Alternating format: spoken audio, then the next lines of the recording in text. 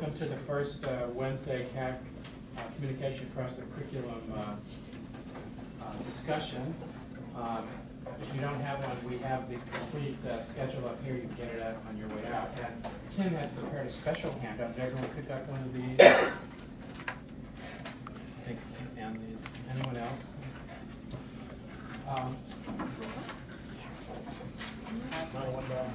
Yeah.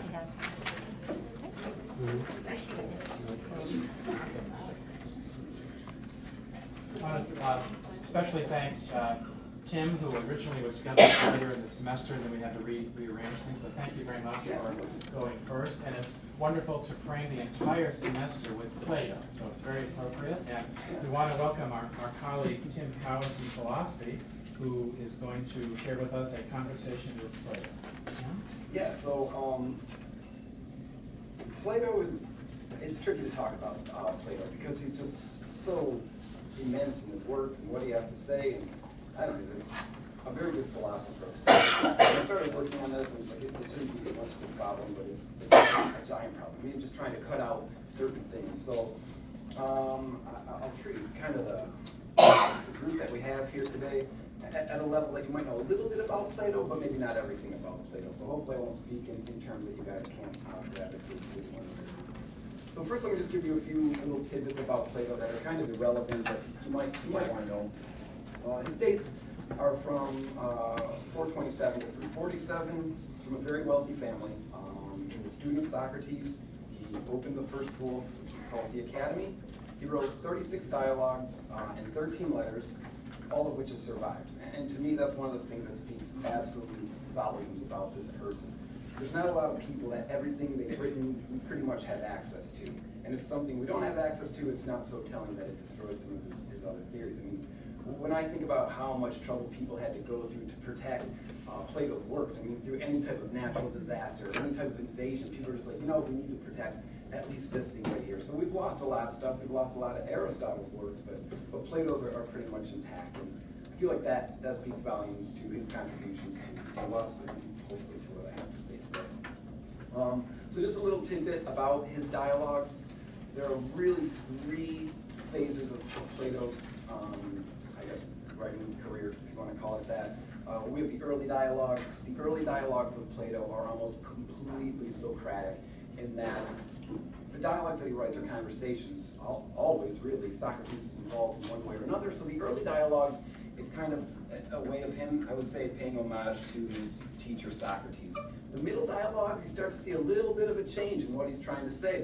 There's kind of a new tone to what's going on, still through the mouth of Socrates, but the conversations change a little bit. The big difference between Socrates, the philosopher, and Plato, the philosopher, who speaks to us through Socrates in his dialogues, is that Socrates was almost wholly concerned with definitions, right? Give me a word, let's talk about it, let's try to figure out the meaning of that definition. So if you come up with something interesting like the definition of love, Socrates would be there to question you. Here's your definition, here's why it's wrong, let's improve upon it, talk, maybe we can figure it out. In almost all of those Socratic discussions, it ends in a negative way. It's very rare that they actually get a definition. Usually somebody has to go away, or they get mad at Socrates, or something like that. So they end pretty negatively. That's Socrates, definition.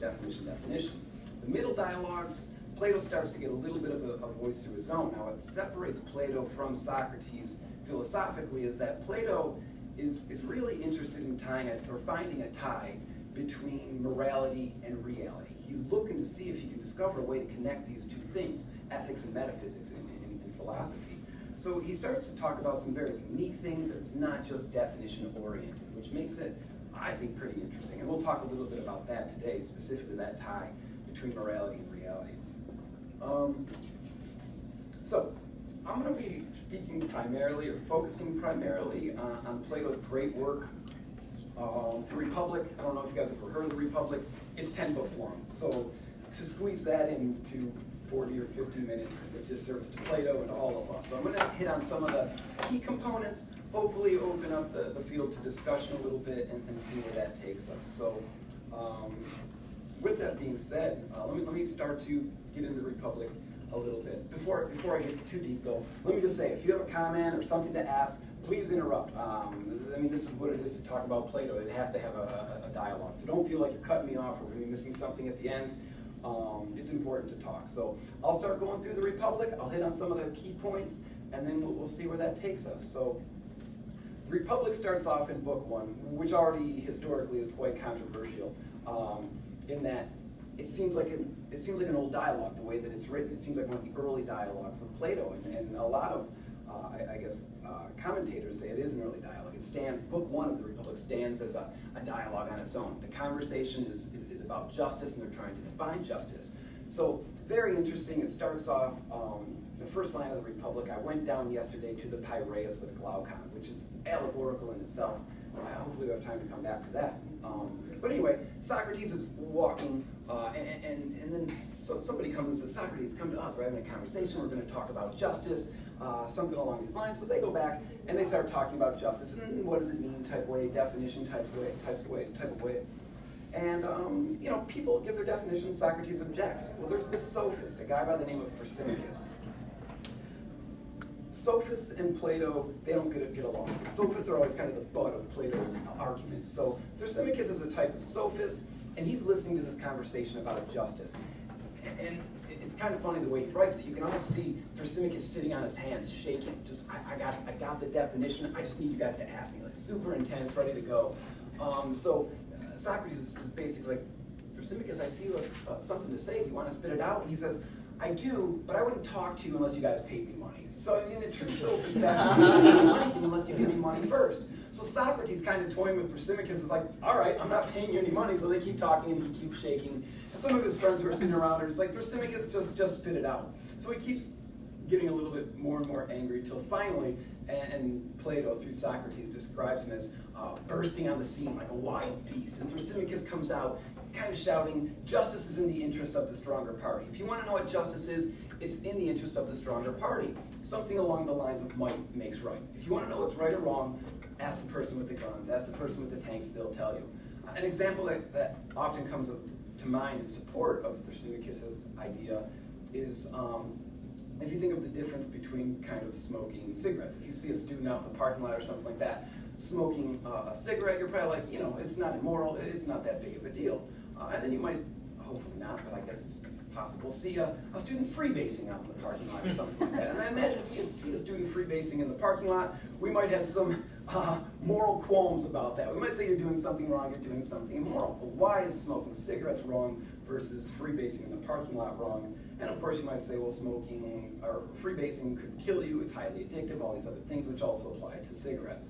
Well, according to Thrasymachus, the reason why smoking cigarettes would be moral, maybe not moral, but not wrong, and freebasing immoral or completely wrong, at least from our point of view, is that there's a lot of money backing up tobacco companies. There's a lot of money in that. There's very little money backing up crack companies, I guess, if there are crack companies or something like this. But the idea is that might makes right.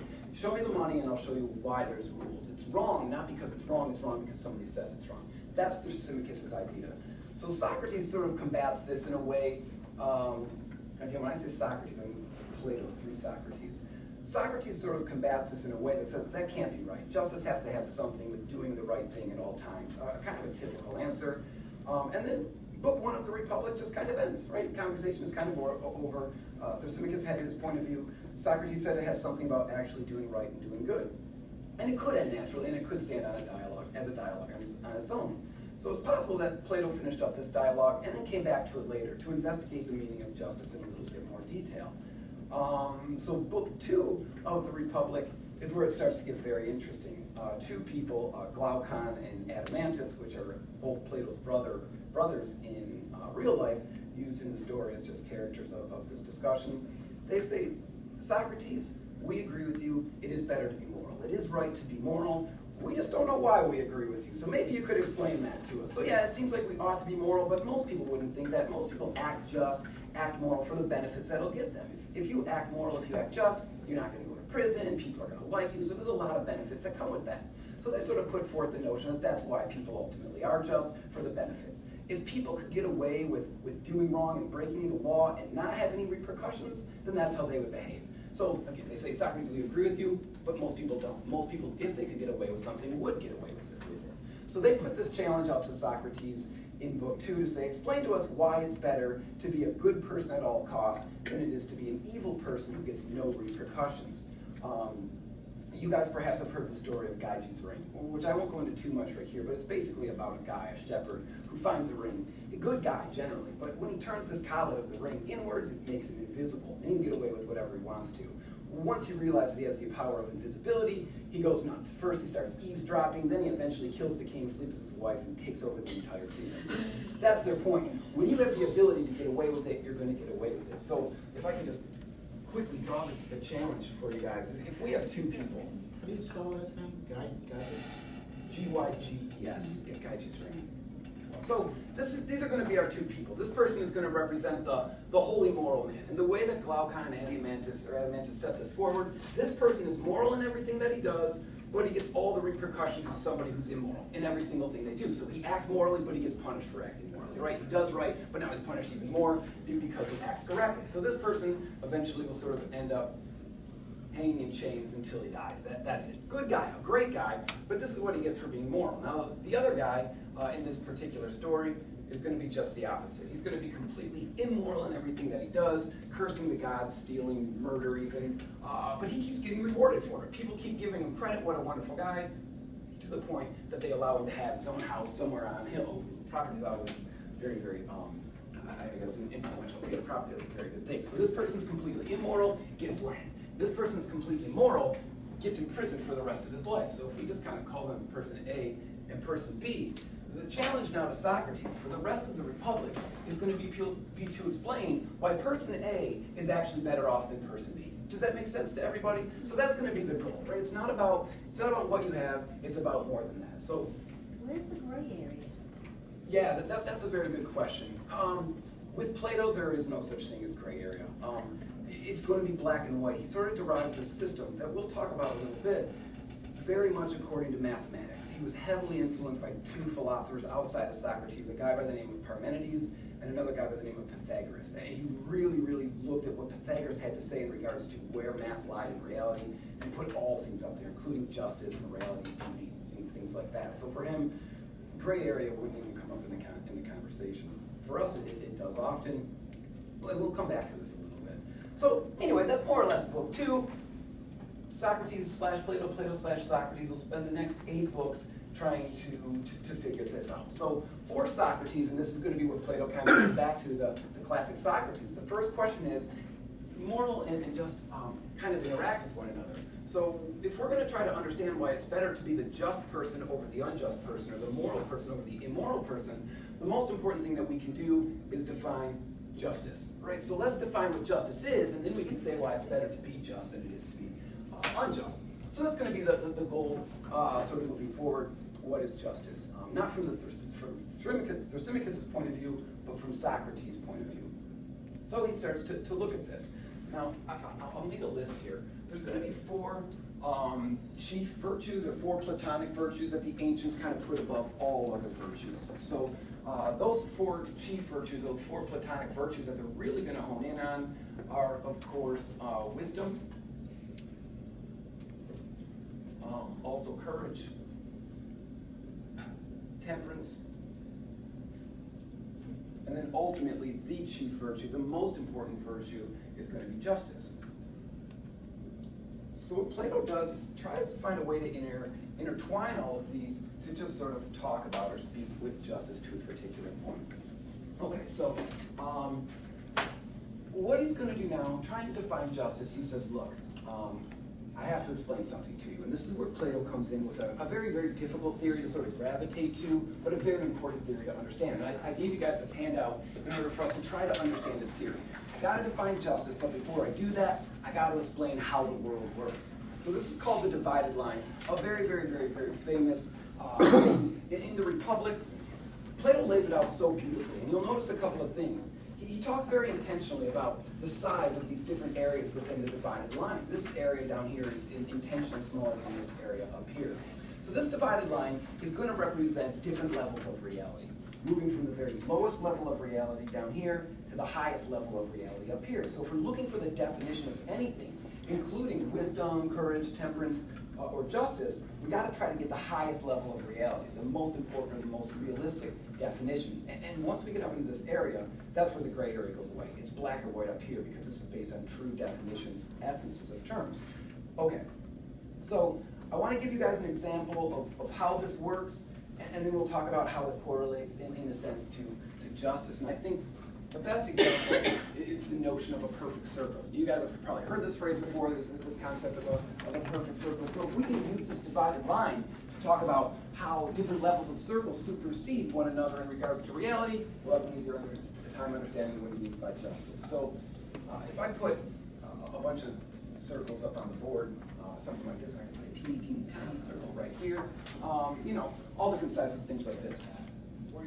On the surface, you and I could look at all these things and say they're circles. But in reality, none of them are circles, right? A circle is an enclosed figure, 360 degrees, all points equidistant from the center. So we can understand that, no, this is not even enclosed. This is certainly not 360 degrees. None of these are.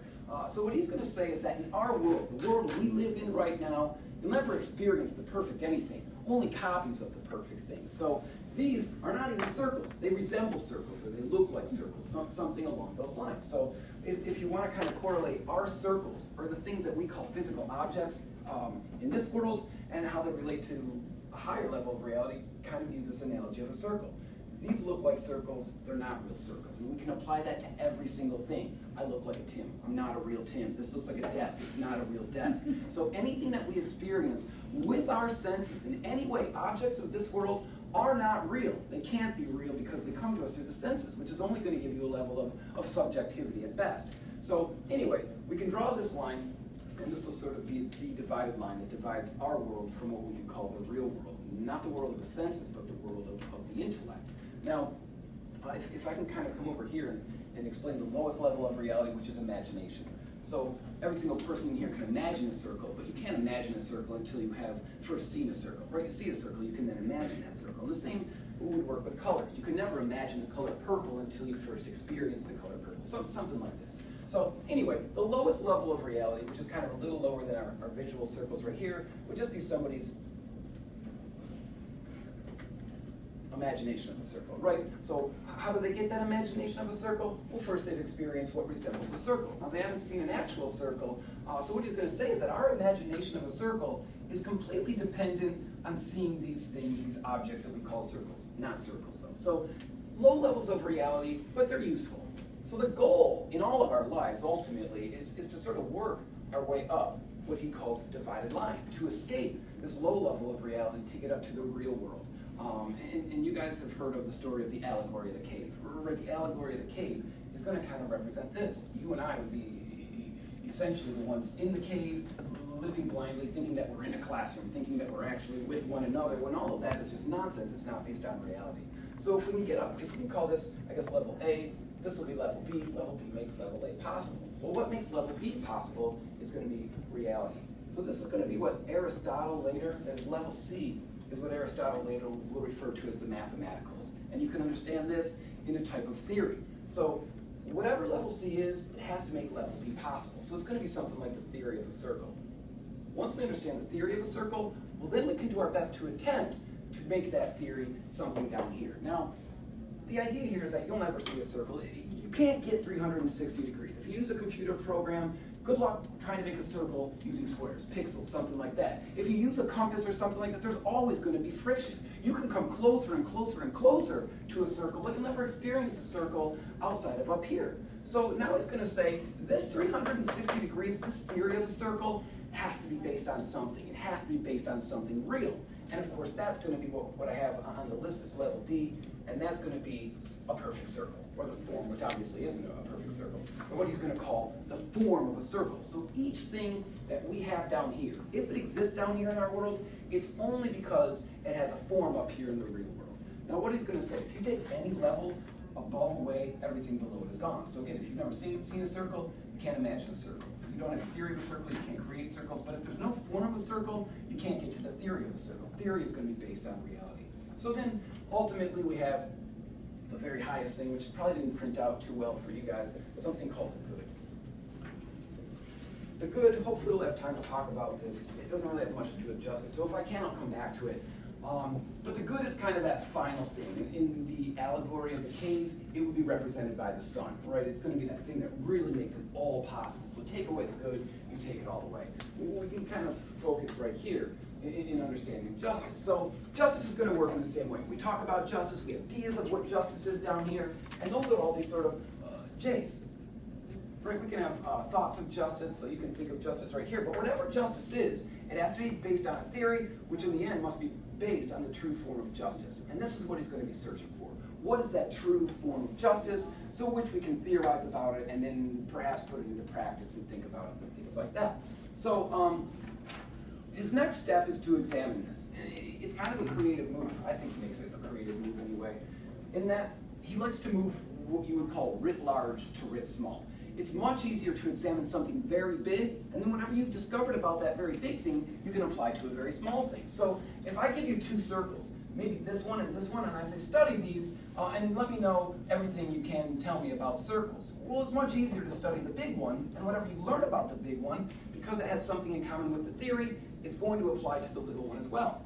So if this is a circle, and this is a circle, and this is 360 degrees, then this must be 360 degrees as well. Does that make sense to everybody? So what you can learn from one, you can apply to other things, something along these lines. So if we can understand that about circles, we can now apply it to justice. So he's going to say writ large to writ small. Let's try to examine what justice is in something very, very, very, very big, and then we can apply it to something much smaller, like the soul of a person, right? So when he talks about justice writ large, he wants to figure out what justice is in a city. What would the just city look like? What would the perfect city look like? And this takes up, I don't know, 4 or 5 books, maybe even more of the next section of the Republic. What is the just city?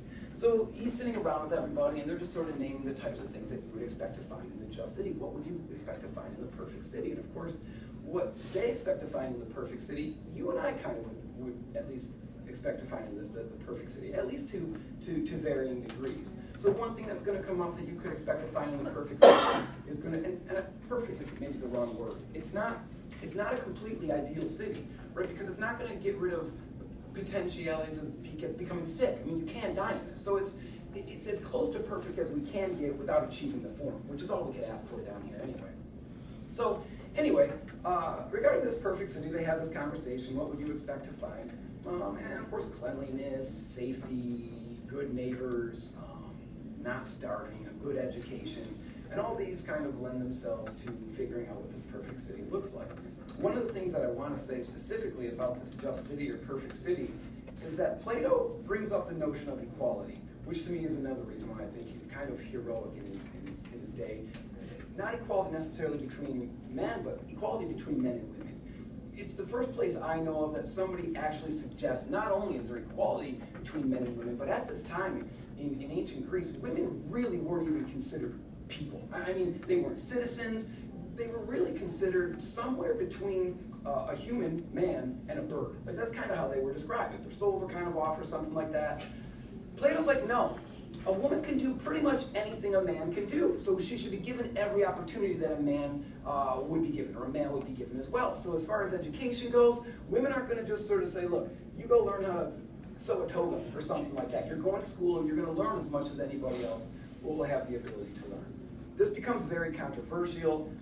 2 later philosophers, a guy by the name of Alan Bloom and another by the name of Leo Strauss, the revisionist philosophers, they sort of describe all Plato's works based on really Book 5 and Book 7 of the Republic, where he sticks up or defends women as a comedy. They're just like, Plato has to be writing a comedy.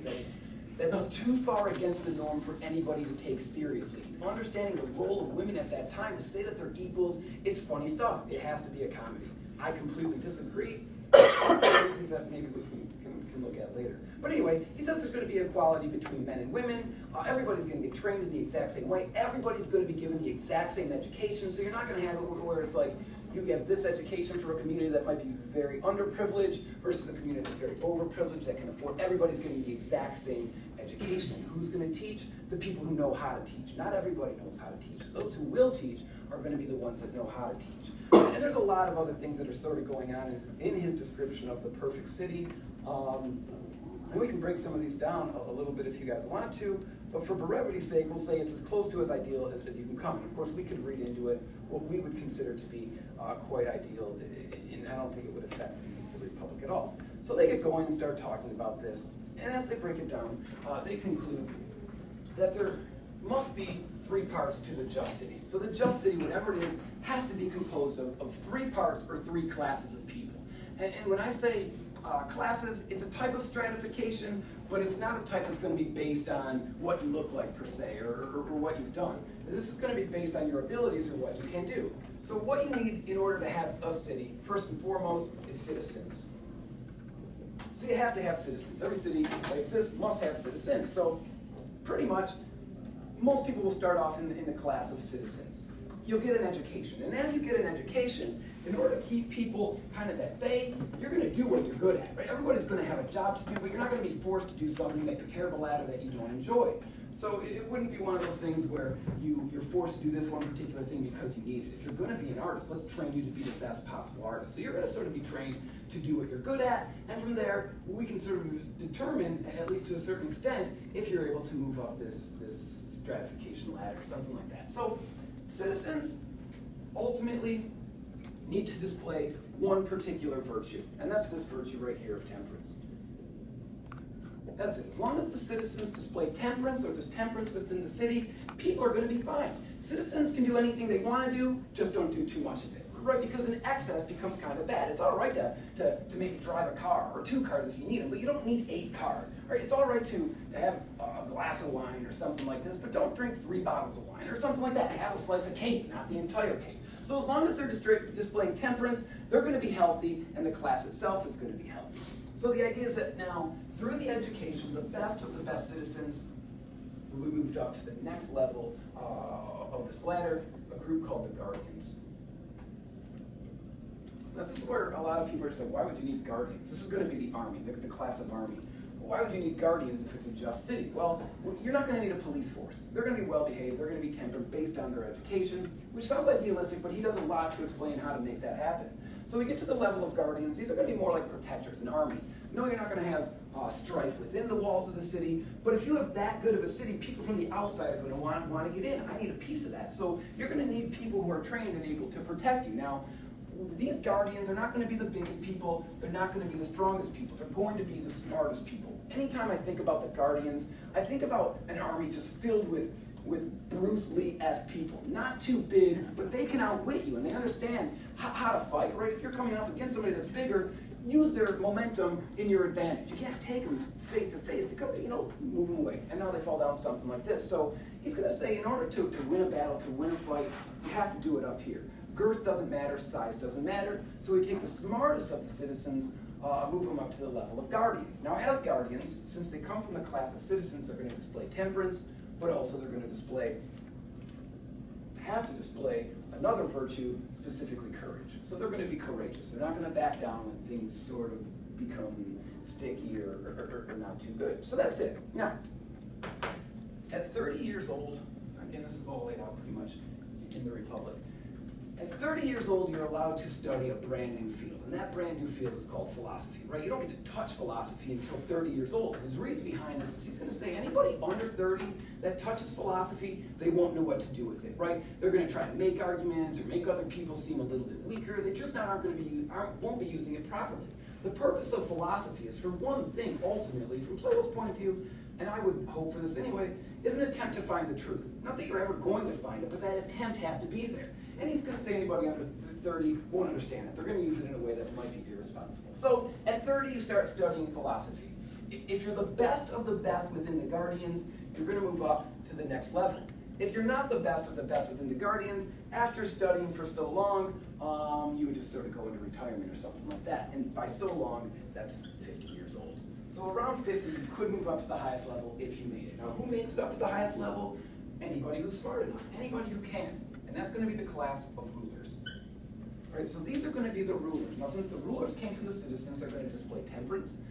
Since they came from the class of guardians, they're going to display courage. And with that, obviously, they display something new, something more philosophical. And that thing that they display is going to be wisdom. Now, what he's going to say about the rulers is that the rulers really have one thing to do. and that's to rule in the best interest of the citizens. Rulers are not going to get paid, they're not going to get anything. All they're going to have is food, and that's it. They'll get some housing quarters, but they're not going to be able to retire on wealth. He's going to say, if you give the leaders, if you give the rulers incentive to rule, then they're going to be ruling for the wrong reasons. You want the rulers to rule for the right reasons, they get nothing. All they get is the satisfaction that they're doing the best they can for the citizens, and being that they're wise, temperate, and courageous, and they should know how to do that pretty well. So now, what he's going to say is this thing. This is sometimes referred to as the tripartite city, or the three-part city, and he's going to define justice now as the three parts acting in harmony. That's it. That's what justice is. The three parts acting in harmony. So he's going to say anytime any one of these parts is out of where it needs to be, you're going to have discord in the city. It'll be an unharmonious city and it won't function well. So one thing that he was strongly opposed to was democracy. He basically said this was the worst form of government that anybody could ever come up with. So let me just give you a quick analogy that he reuses over and over. You'll see it in the Apology. You'll see it in the Timaeus, the Republic. You just see it in so many of his arguments. You see it in the Crito. The horse analogy works like this. If you have a sick horse, who are you going to take your sick horse to? Just anybody, or those who know how to make the horse better, namely a horse trainer? And of course the answer, if you have a sick horse, you're going to take your horse to somebody who knows how to make a horse a little bit better. So he's going to say the same thing about this. As far as ruling a city, who should be allowed to do it? Just anybody, or those who know how to do it? So he's going to say it's not the case that everybody knows how to rule. People who kind of embrace a democracy, it turns into a popularity contest. And you're not ruling in the best interest of everybody, you're choosing what's in the best interest of you. What do I want the world to be like? What do I think it should be like? And in that sense, he's going to say this isn't going to work. I kind of look at his understanding of democracy in a way that would take the ruling class and the guardians to the bottom. He actually says a little bit about this. If citizens rule, where do the rulers go? And now you have your best people pushed to the bottom. If you think of maybe like middle school or something like that. Middle school is a scary place for some, a dangerous place for some as well. So if you think about this, when somebody starts to shine in middle school, 6th, 7th, 8th grade, and maybe they don't look like everybody, but they love to read the hell out of a book. Right? This is a wonderful book. Give me more, give me more, give me more. And they start reading, well, now they're persecuted for being a little bit different. In the end, this person should be celebrated as a king, right? Somebody who knows how to learn, has the ability to learn. But because they look different, they act different, they're pushed to the bottom. And this is going to be what he says about democracy. Once democracy rules, the rulers have to go somewhere else. So anytime one of these other classes are doing something other than what they're supposed to do, discord. If the guardians are ruling, you'll have kind of a warring state. You'll never find peace based on their dispositions. So the only way to find justice is when the three parts act in harmony. As long as you have that, that's a just city. Does that make sense to you guys? Does anybody have any questions at this point? Okay. Well, I have a question right off the bat. Please. This presumes that the best of the best are always moving up, and we know for a fact that doesn't happen. So this is where... So what about that? I obviously left out a lot. He built in a lot into the Republic to make sure that that can't happen. The best of the best will move up because we're getting rid of that. The educators are going to be built to educate in the proper ways, in the right ways. He built in so many safety valves along the way that his goal is to eliminate that. Now, sometimes the best of the best are unable to move up because of other reasons. Maybe their capacity to use logic isn't as well, and maybe something else. But in that sense, they would go to another level. They would do something. Not just logic, but ideology and social. Oh, absolutely, 100%. Just how exactly. is he correct for that? So things like this, again, it's going to be based heavily on the education, right? Educators who know how to educate, educators who know what they're looking for, will be able to pick certain things out. And when you start to direct students to excel in one thing into a particular pathway, they're either going to excel or drop back and go down a different pathway. So it's kind of like a funnel, right? Let's keep funneling the students into the right area. They make it or they don't. So really there's two types of training, music and gymnastics. But of course those are more universal. Music would be more of any type of intellectual education, being inspired by the muses, not necessarily something to do with music as we understand it. Gymnastics would be training for the body, right? Body and mind are kind of important to all the way out. So anyway, regarding that education, there's a lot of points. I mean, almost all of book 3 and 4 are just saying this is how we need to teach them, this is where they need to go. So he kind of tries to build in some things to attempt to help, something like that. Okay, so justice. I have a question. Yeah, please go ahead. Where do the teachers fit in? Where do they fit in? They would be in the class of citizens, right? That would be an occupation, that would be a job. I became good at teaching, therefore I'm going to teach. So something like that. Same with any type of occupation. A doctor or a medic or something like that, an artist. I mean, obviously there's got to be a place for garbage collectors and things like that, but I mean, hopefully people like to collect garbage, otherwise it could be a dirty city, but you know, he doesn't really talk about garbage collectors. But that's it, they would Garbage collectors and empirical philosophers. Sometimes they work one and the same. Okay, so we have a definition of justice that he sort of figures out. It's these three parts acting in harmony. Now, well, most of the Republic does cover what this ideal city would be, what this perfect city would be. It was never really about what the just city is or what the perfect city is. It's about what's the definition of justice and how is it that this person can have a better life? Why is it that that person is happier than this immoral or unjust person who gets everything that they could ever possibly wish for? So now we can go back to our idea of a circle. Right? If we're looking at a circle, it's easier to look writ large and apply it to writ small. So now if we can understand that the definition of justice is going to be the three parts acting in accord with one another, he goes on to say in accord with the correct virtue, well, that's the definition of justice in a soul too. So if, I guess we just do this, get rid of these, and move this over here. So if we can say that justice in a city is three parts acting in harmony, justice in the person or justice in the soul is going to be three parts acting in harmony as well. So we have the tripartite city. He's now going to introduce the tripartite soul. He's going to say within each of us, there are three parts, right? There's going to be the lowest part, the middle part, and kind of the ruling part. Now those three parts of the soul, he's going to kind of talk about as the passions, or eros. We have the passions, and the passions, if you keep them in check, that is, if they display the right type of virtue, they're going to be okay. So as far as what you're passionate about, you can pretty much do whatever you want, or the passions could pretty much do whatever they want, they just can't do too much of it, because too much of anything is a bad thing.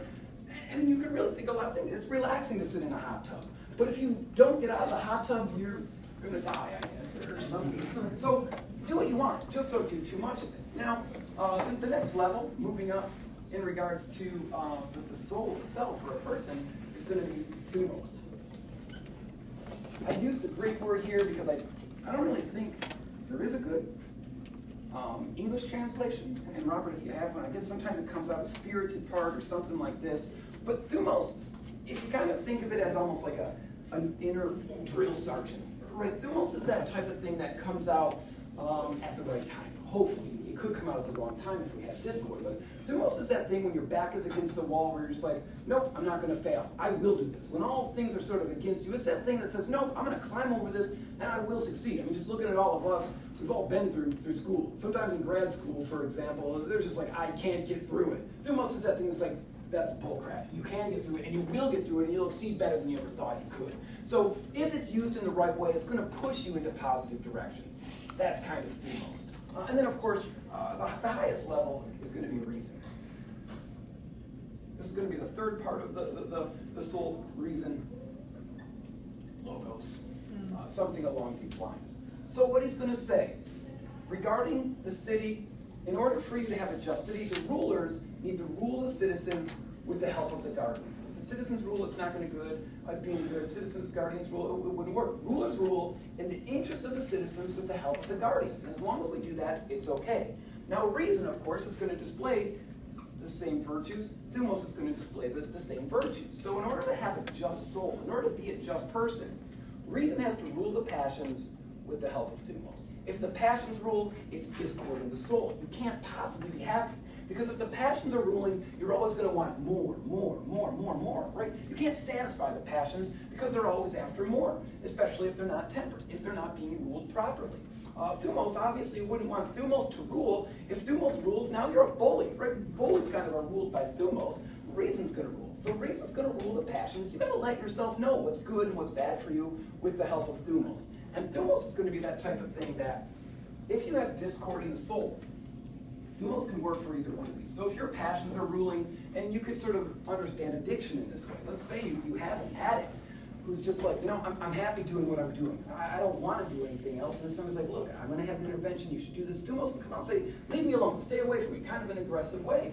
But thumos can always work with reason. So if you're trying to, I don't know, put together a paper or a book or something that you're working on, somebody's like, oh, give that up, don't worry about it, let's go out tonight. The almost can come out and be like, no, we're working, we have to work, we have to get this done. So it can help either side of that equation. And ultimately, this is going to be what the just person is. The three parts acting in harmony with one another. And when we have that, we have a just soul. So we can go, oh yeah, please, Robert, go ahead. Just a couple of suggestions of some English words that go in that general vein would be something like fortitude or strength. Fortitude. And they would also help us to correlate it across there to the I like courage a lot.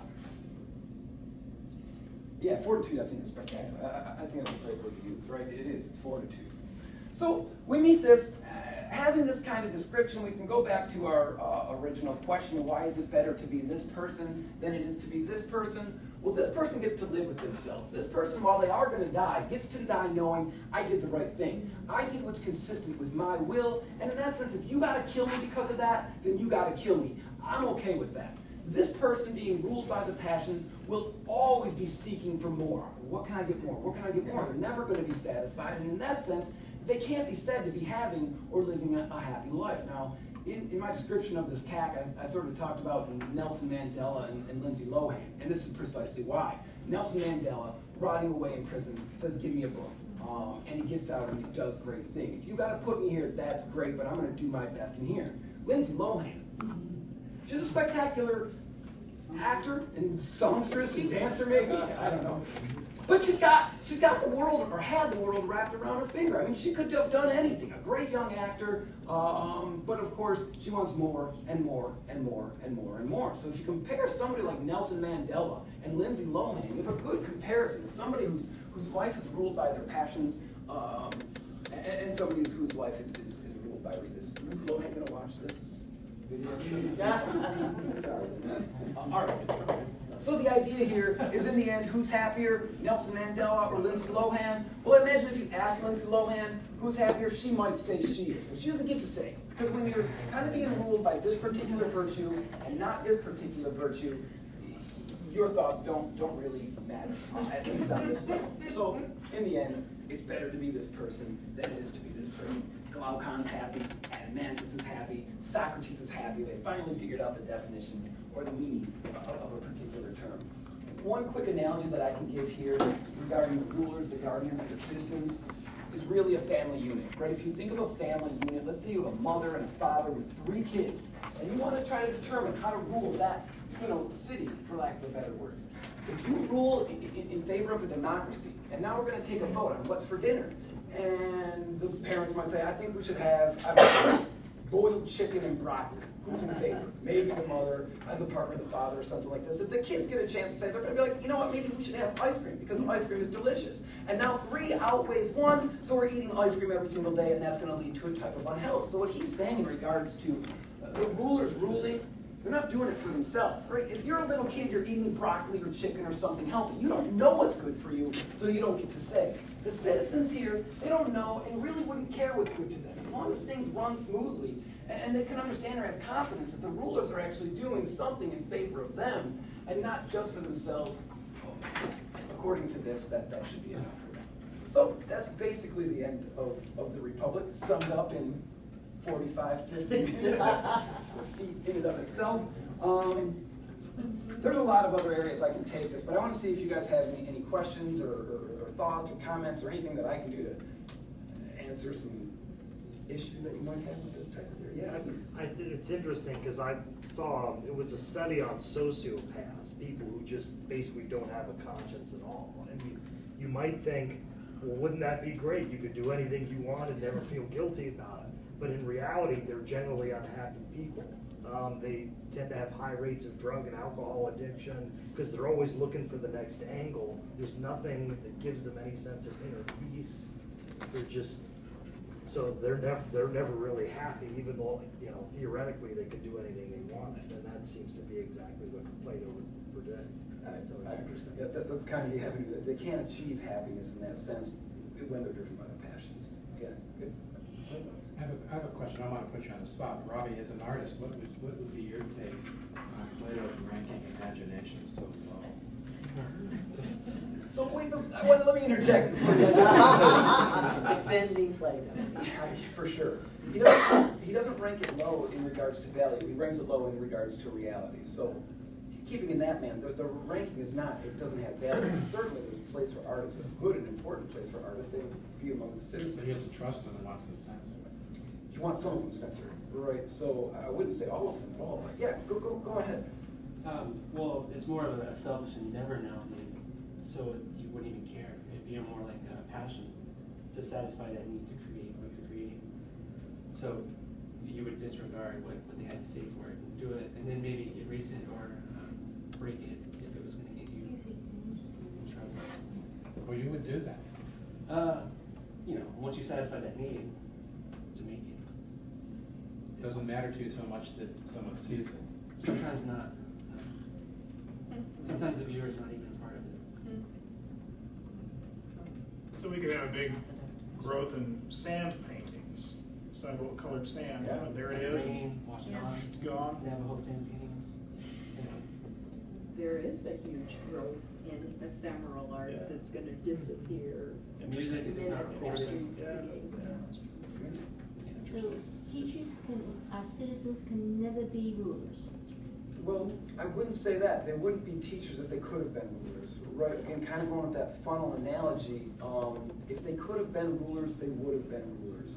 That's like the guardians and the rulers, they don't really get a choice. Once you excel to that level, you're coming with us. You're getting a stronger education or higher education. So teachers are teachers because that's what they're built for. That's who they are and what they are. So if you're a teacher, there's a reason you're a teacher. If you're a ruler, there's a reason you're not a teacher. You have that extra thing that is needed to rule, whatever that would have to be. Yep, so I don't want to say that teachers couldn't be rulers. I mean, rulers can teach, I guess would be another way to say it, but they wouldn't be the ones who are training the kids from a young age. Yeah. I suppose Plato wasn't interested in how this all works pragmatically, but how does somebody choose the rulers if there's not democracy or some, what's the system? Oh, this is good. So this is where he says, he talks about this, right? Again, anybody can be a ruler. This is where it gets very controversial. He says women can rule. There's no reason a woman couldn't be the ruler, which again, just mind-boggling. A woman can serve on the front line, he says right here. So with things like that, let's just talk about specifically an example of a guardian, and then you would move up to the level. Well, let's say we have a female, and she's very, very, very, very bright. And now it comes to a question of whether or not she can serve on the front line. Well, to serve on the front line, you have to have the ability to hold a shield and a weapon. Now, if this female is not strong enough to do that, she would do something else. And this is where he's going to say, find out what she can do. She's certainly perhaps better on a horseback because maybe a little smaller, maybe a little quicker. So because she can do that, that's what she will do. So in regards to choosing the rulers, he doesn't set a number. It's not one or two. It's every single person that can meet that. So when you can excel in philosophy at the age of 30, you're going to go so far, right? So let's say you get in it, you get to symbolic logic or something like that. You're like, I can't do it. Go retire. Something like that. Not to say that he said symbolic logic, but there would be certain things like that that would be amongst the training to see, can you make it to the next level? If you can't, you don't. And if you can, you have to. So the rulers themselves choose who are going to join them? Really, Plato kind of chooses that. It's going to be based on abilities, 100%. So which abilities is the question? It's the abilities that display wisdom, courage, temperance, like that. So if somebody's just like, I'm very, very, very, very smart, but I'm never satisfied. I just want more punch or whatever somebody might want. They're not going to be a ruler because their soul's not aligned. So ultimately, the person who can achieve this type of balance in the best way would have a direct shot at being a ruler, if, of course, they have the ability to do whatever else is complete the test, if you want to put it that way. So no, they wouldn't choose at all, but it's going to be based on the education system. Do they get through the education that's required of them? If they do, you're a ruler. If not, he says they don't want to be rulers. The rulers is the one class that says, I'd rather study philosophy. It's like a parent, right? If you have a kid, you might not want to stay in every Friday and Saturday night, but if you have a kid sitting there, it's probably in the best interest of the kid. So when you have that mentality combined with the right intellect, yeah. I'd say this is a great interpretation. I want to ask you a question. I read a biography on Socrates by Paul Johnson, and I want to know what Plato thought of what happened to Socrates. Oh, I'm so happy you asked this. A couple of things. One, the last line of the allegory of the cave. Once we're sort of back in the cave and sort of something along these lines, Plato asked the question to Glaucon, a man who tried to free one of the prisoners from their bonds, would they not kill him for trying to release him? And that's a direct shout out to his teacher Socrates, right? He's not exaggerating here. When you try to change somebody's mind, when you try to teach somebody a different way of life or a better way of life, there's a good chance that that person's going to get killed. And he sort of gives a warning there. So I think he was incredibly distraught over that. I think his reasoning for opening or starting the academy, which is good for us because education is important to us, is because of what happened to Socrates. If that doesn't happen to Socrates, he doesn't really have a reason to build walls around what they're trying to do. The first line of the Republic, which I think I mentioned to you, I went down yesterday to the Piraeus with Glaucon. I think it's one of the most telling things in philosophy and literature. When he says this 10-book dialogue, he's got the foresight, and I remember being in a grad class, breaking out the maps, looking at what it means to go down to the Piraeus. There's no down to the Piraeus. It's the idea that this Republic is his chance to go back into the cave, to say, I'm going to try to help people out. I'm going to try to bring who I can out. If they make it with me, great. And if they do, they get to see something so beautiful that they would never want to go back into the cave or something like that. So in regards to his feelings about Socrates, the person, I believe that he thought it was a great loss and just a travesty what happened to him. Well, Yeah. I have a question that I want to pose to Mark because I had a different take on, or just a different thought on it. Yeah. If I am, say I had a student that got into trouble and the law wanted to hold me accountable, that's what happened. Because Socrates had a student that was involved in treachery against him. And I came before the magistrate, or the magistrates, and I wanted to make a point. Isn't it better to try to work with the magistrates, or do you want to teach them a lesson and let them know what's going on with the wisdom of all that? What do you think if you were hauled before a judge and you say, you don't know what you're doing, I know what's right in this case? What would happen? I guess it depends what your goal is. If your goal is self-preservation, then you want to work with the magistrate. If your goal is to seek the truth, then you want to teach the magistrate the truth. But you're teaching authority, the established authorities in Athens, and you're going to be, it's the authority. Yeah. And are you the authority, or is he the one? Final say? There's I see a lot of overlap between this and the civil rights movement, right? So if the authorities say, don't do this, don't do this, don't do this, eventually that's enough. I'm going to do it because you're Civil disobedience. Civil disobedience, and I think that's what Socrates was doing to a certain degree. So are we obligated to follow exactly what the authorities say? I mean, perhaps to a certain level, but Or not just to at the work cost with them. Perhaps, right, but not at the Not cost fair. of your own, Compromising your wisdom beliefs. principles. That's exactly right. Oh.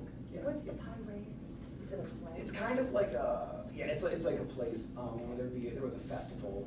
Socrates never really got out much, but in this case, he made it a point to get out. So I'm going to get out, and then gets brought into this 10-book conversation. I like the suggestion of comparing it to the civil rights movement. At the end of his apology, Socrates says, that it's better for me to obey God than man. And this is the same thing that Martin Luther King said in his letter from the Birmingham jail. Yes, it's pretty interesting overlap there. Yeah, That would happen, interesting. The man who fears God will avoid all extremes. You don't want to be over-righteous, you don't want to be over-wise, you don't want to be over-wicked. Right. And what would Plato say about the black-white, the extreme dichotomies and probably the harmatia that would get you now? In regards to what specifically? The magistrate. Oh, yeah, so as far as Plato goes, and I think Socrates as well, kind of like Robert's saying, look, and he says this, I have the opportunity to listen to what man says, but I'm going to go with what God says. You know what I mean? So screw you and your laws, I got a higher power that I'm going to kind of answer to. Wow. Something like that. Yeah, what? So here we have A, B, C, and D levels, right? So B only exists if C and A exist. D is the only one that can exist without anything above it, because that's pretty much. That's pretty much it. Right? It needs the good, but So- it's a unique thing. As we get closer and closer to understanding what a perfect circle is, if it doesn't match up with what our image of it is, did he talk about how that could affect individuals or make any predictions? Oh, so theoretically, we get closer and closer, and maybe even to the point. Let me change it, instead of looking at a circle, aliens, I know what aliens look like, I saw E.T., the movie. But I don't really understand what they could look like until we find He talks about this. alien life. So something, for example, with aliens, that's combining a lot of different things. A lot of different things at this level go into the creation at this level. So something like E.T., right, we understand what eyes are, and we want to make them big, attractive. We understand what necks are. So something like that. When we distort things, we understand what distortion is, we understand what combination is. So in connecting all these things, we can start to create things like unicorns. Unicorns don't exist, but horns do, horses do, rainbows do, or whatever else unicorns do. It's rainbows. You ever talk about the conflict that might create an individual that really thinks that they understand what perfection or the real world is, but are way off? Absolutely. That person is a person who lives at the lowest level of the cave. I think he would kind of look at that person as somebody who's never getting out. They've determined that they kind of have it all. Right? Understanding your own ignorance would be a huge level of importance regarding Plato and Socrates. That's a very But in the real world, some of those are rulers.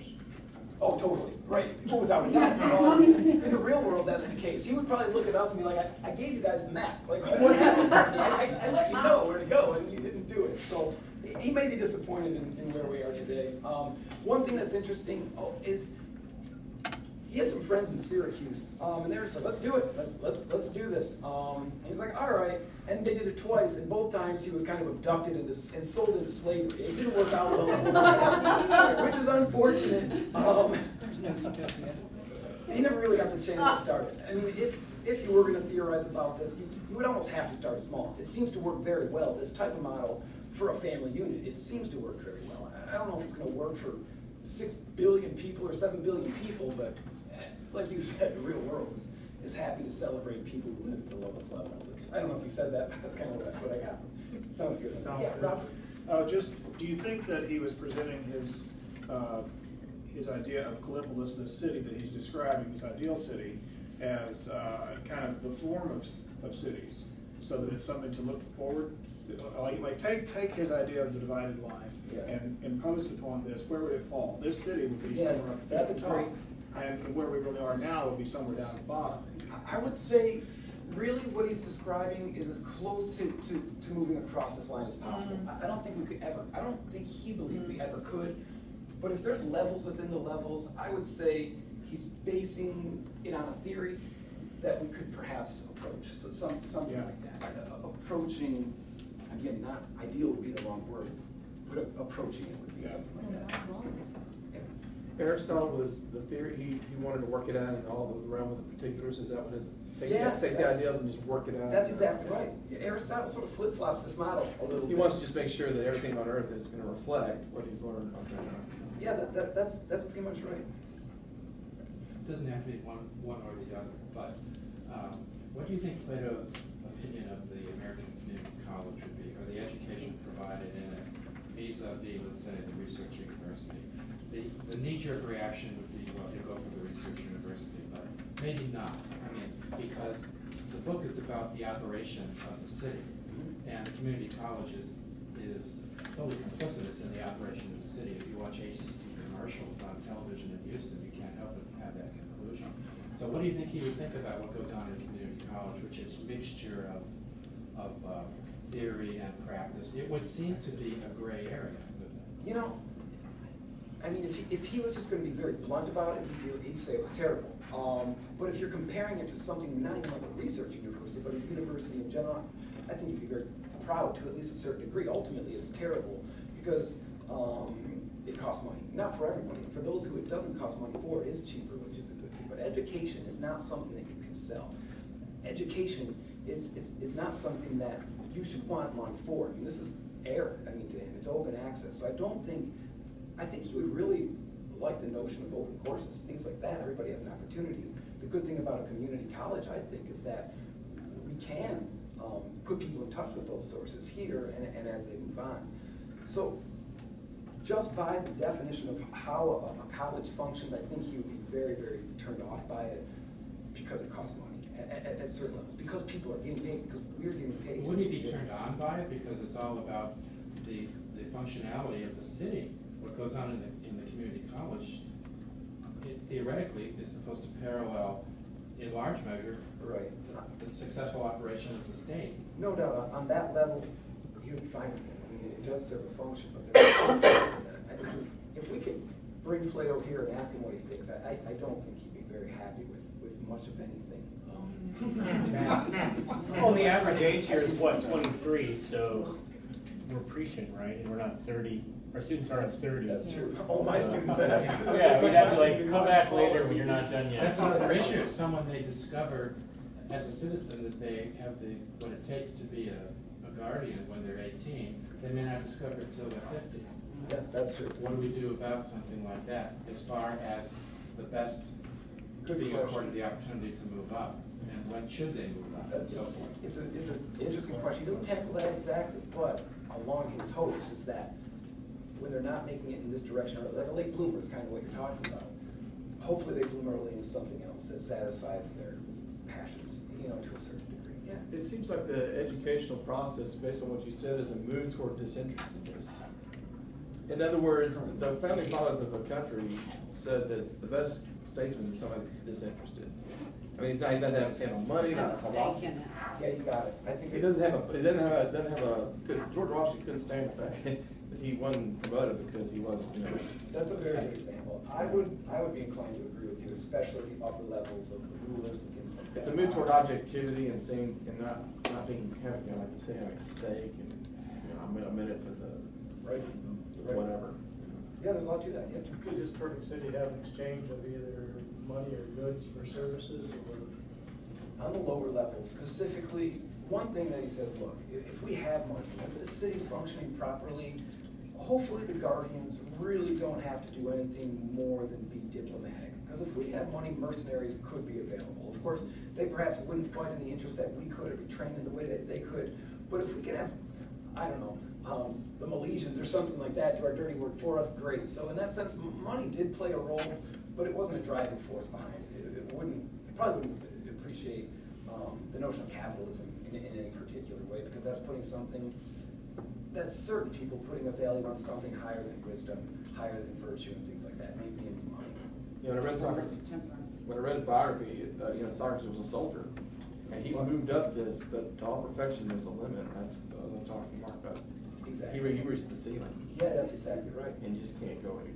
And that's good. And I'm not accusing him of hubris or anything like that, but You wouldn't be out of line if you did. Not with the gods that they traditionally follow. I mean, specifically Plato. Yeah. If you ever read the Timaeus, there's a notion. Read the Timaeus once in your life. Maybe it's a good idea. It's just such an interesting dialogue. I guess Y'all we're Greek kind of moving along. literatures. Let me say one thing about this. One of my favorite things about Plato is that we get the middle dialogue. We get the great work, the Republic, 10 books long. Later in his life, he writes the Parmenides, which is one of my favorites. And in the Parmenides, he basically questions everything he did. He's like, I might be wrong, and I might need to start from scratch. And I cannot express a level of respect that I have for him because it's so high. There's so few people who do that, which is exactly what Socrates taught him. You don't know, so keep asking questions. And he gets to the questions of the Parmenides. It's pretty awesome, I would say. But as far as your comment on hubris goes, that's not out of line, especially in the day. I wouldn't say at all. I think it's Let's all go home and read it tonight. Yeah, let's do it. Thank you. Yeah.